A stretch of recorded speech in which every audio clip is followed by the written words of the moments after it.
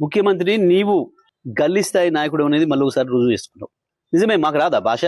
వాడెంత గొట్టంగాడు, కేసీఆర్ కాలి గోటి సరిపోడు అనొచ్చు మేము కూడా. మేము అనడం లేదు.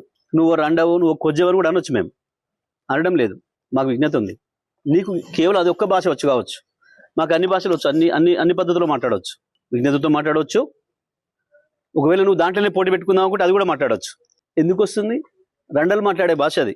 ఇతరులు చావు కోరుకోవడం అనేది రండగాలు చేసే పని, కొట్టాడేటోడు చేసే పని కాదు.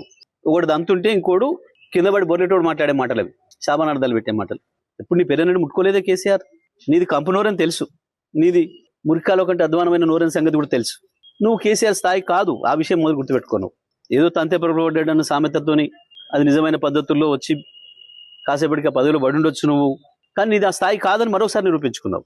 ముఖ్యమంత్రి స్థానాన్ని దిగదార్చే పద్ధతుల్లో ఎక్కడ మాట్లాడింది?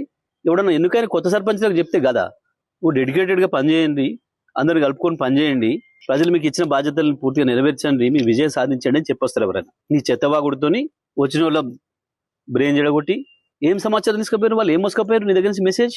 ఇట్లా బూతులు మాట్లాడాలి కావచ్చు మేమని మోసుకుపోయారు. ముఖ్యమంత్రి అంటూ మాట్లాడేటప్పుడు సోయిండాలి కదా. ఒకటి మాత్రం వాస్తవం రేవంత్, కేసీఆర్ని ఏదో ఈ రాయి కట్టుకొని నిలబడి సావు, ఆ రాయి కట్టుకొని నిలబడి సావు అని మాట్లాడుతున్నావు కదా. ఒక్కటి వాస్తవం నేను చెప్తున్నా, సాధారణ ఎన్నికలు వచ్చిన మరుక్షణమే ప్రజలు నువ్వు ఎక్కడ రోడ్డు మీద కనపడ్డా తప్పకుండా బండరాలు నీకు గట్టి హుసేన్ సాగర్ లోనో మూసిలోనో పడేస్తారు. ఆ పరిస్థితి వస్తుంది నీ పార్టీకి, నీకు, నీ కాంగ్రెస్ పార్టీకి. నీకు ప్రజలే బండరాలు గట్టి మున్సిపాలిటీ చెత్తను పారేసినట్టు తీసుకుపోయి మూసి నదిలో పారేస్తారు. గుర్తుపెట్టుకో. కేవలం సబ్జెక్ట్ లేక, కేసీఆర్ చెప్పిన వాటికి ఆన్సర్ చెప్పలేక, సమాధానం చెప్పలేక, దొరికిన దొంగలాగా దాని నుంచి పక్కదారి పట్టించడానికి ప్రజల్ని ఇటువంటి బూతు మాటలు ఎత్తుకుంటున్నాడు. చూడలేదా ప్రజలు? కోట్లాది మంది ప్రజలు చూసిండ్రు. ఎక్కడికక్కడ టీవీలకు అతుక్కపోయి ప్రయాణాలు చేసే వాళ్ళు కూడా సెల్ ఫోన్లలో చూసుకుంటూ పోయినారు.